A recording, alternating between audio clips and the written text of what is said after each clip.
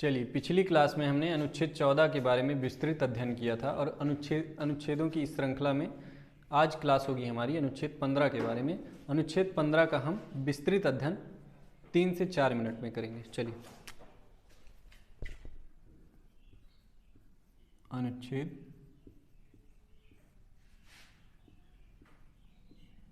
15, इसमें क्या क्या प्रावधान किया गया है। चलिए, सबसे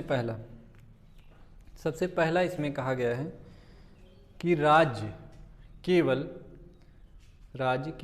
धर्म, जाति, मूल वंश, जन्म स्थान के आधार पर, धर्म, जाति, मूल वंश, जन्म स्थान और लिंग के आधार पर किसी भी व्यक्ति से भेदभाव नहीं करेगा। इसको लिख देते हैं, राज्य किसी भी व्यक्ति के साथ केवल धर्म, जाति, मूल वंश,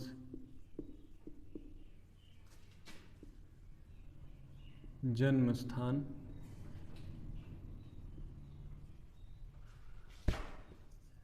के आधार पर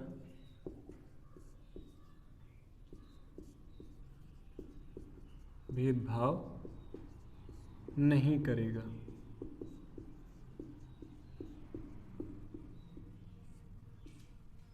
ये है किसमें वर्णित है? 15(1) में, संविधान के अनुच्छेद 15(1) में।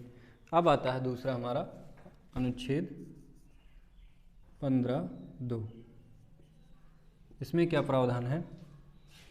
इसमें भी वही है कि केवल धर्म, जाति, मूल वंश, लिंग और जन्म स्थान के आधार पर होटलों, दुकानों, सड़कों, सार्वजनिक रिसोर्टों पर किसी भी व्यक्ति के साथ कोई भेदभाव नहीं किया जा सकता यदि ये सार्वजनिक उपयोग के लिए बनाई गई हों। यदि ये सार्वजनिक उपयोग के लिए बनाई गई हों। फिर से हम देखेंगे कि होटलों, रिसोर्टों और दुकानों, कुओं, स्नान घाट, सड़कों पर किसी भी व्यक्ति के साथ कोई भेदभाव नहीं किया जाएगा। वो इसको उपयोग कर सकता है यदि ये सार्वजनिक उपयोग के लिए बनाई गई। ठीक है, ये नहीं है कि कोई व्यक्ति अपने निजी उपयोग के लिए बनवाया हो और आप जाके उसमें कूद पड़ें और कह दें कि आप भेदभाव नहीं कर सकते हैं। जैसे कोई स्विमिंग पूल बनवाया है, आप चले गए उसमें और कह रहे हैं कि ये हमारा मूल अधिकार है, आप भेदभाव नहीं कर सकते हैं, तो ये गलत होगा। इसीलिए इसमें जोड़ा गया है सार्वजनिक उपयोग के लिए जब होगा तो भेदभाव नहीं किया जा सकता। आइए इसको लिख देते हैं, केवल धर्म, जाति, मूल वंश, लिंग, जन्म स्थान के आधार पर दुकानों,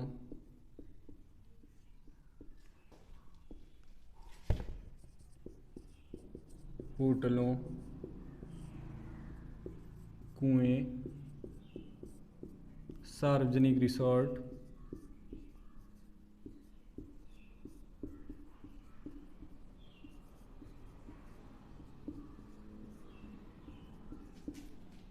सड़क, स्नान घाट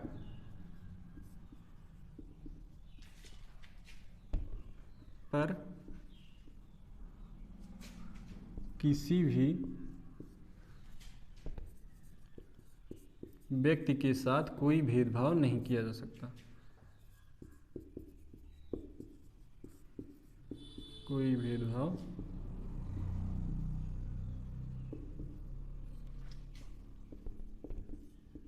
नहीं किया जा सकता।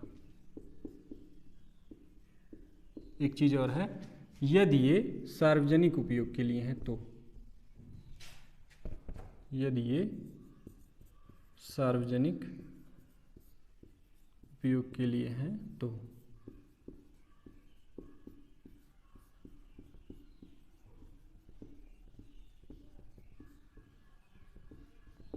चलिए ये हो गया 15(2).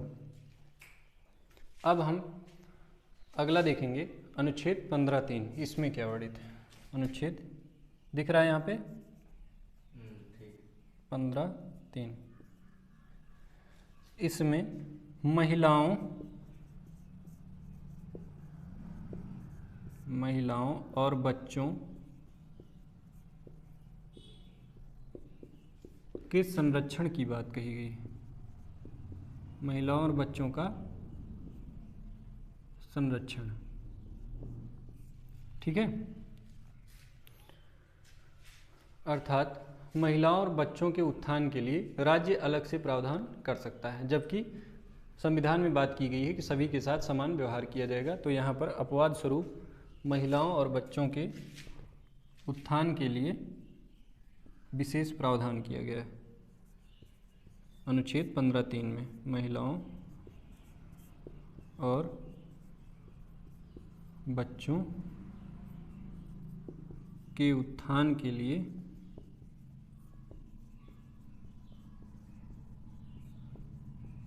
विशेष प्रावधान। इसको हम अपवाद स्वरूप देख सकते हैं, क्योंकि संविधान में बात कही गई है कि सभी के साथ समान व्यवहार किया जाएगा, और यहाँ पर महिलाओं और बच्चों के उत्थान के लिए विशेष प्रावधान किया गया है। ये 15(3) हो गया। अब इतना हो गया, नोट हो गया, स्किप कर दें इसको। चलिए अब आगे देखेंगे हम अनुच्छेद 15(4).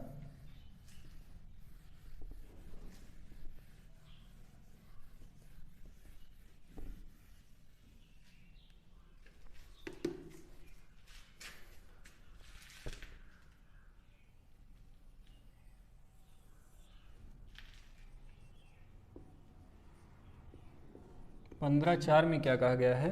वंचित वर्गों का संरक्षण किया जाएगा। वंचित वर्गों का संरक्षण किया जाएगा।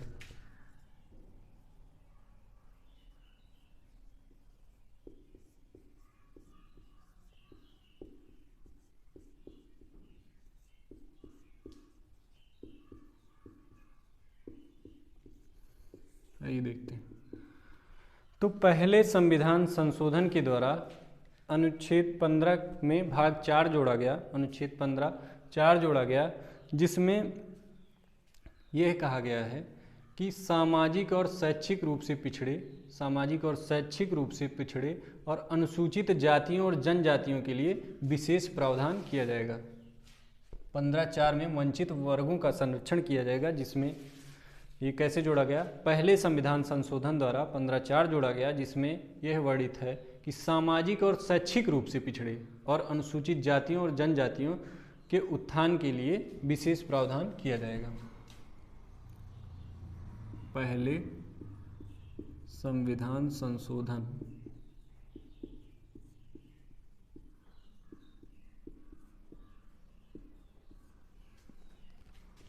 द्वारा 15(4) जोड़ा गया, जिसमें सबसे पहला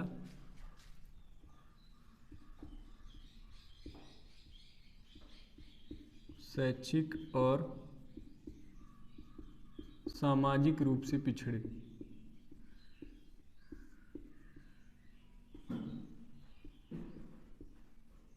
पिछड़े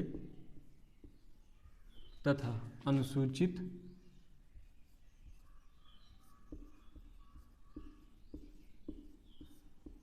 जातियों और जनजातियों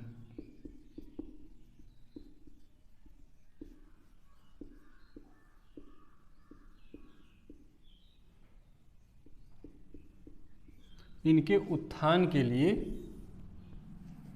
विशेष प्रावधान। उत्थान के लिए विशेष प्रावधान किया गया है इसमें।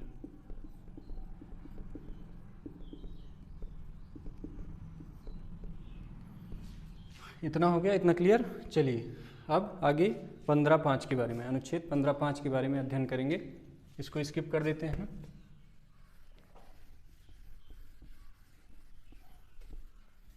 अनुच्छेद 15(5).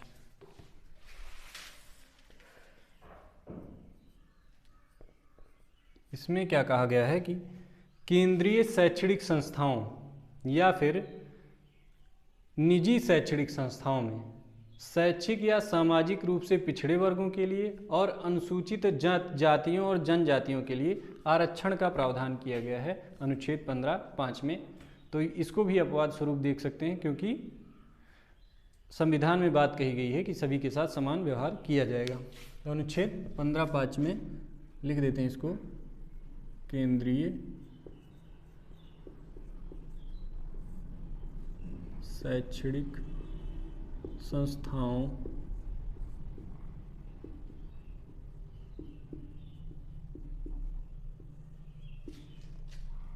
या निजी शैक्षणिक संस्थाओं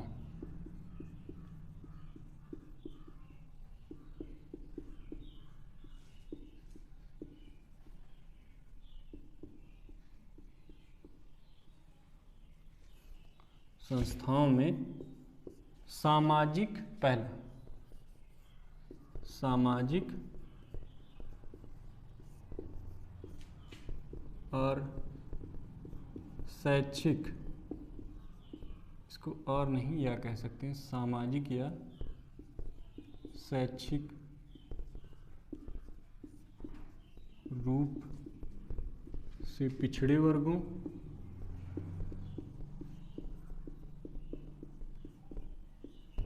तथा अनुसूचित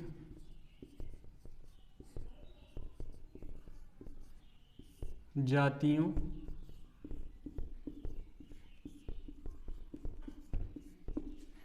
और जनजातियों के लिए आरक्षण की बात कही गई है।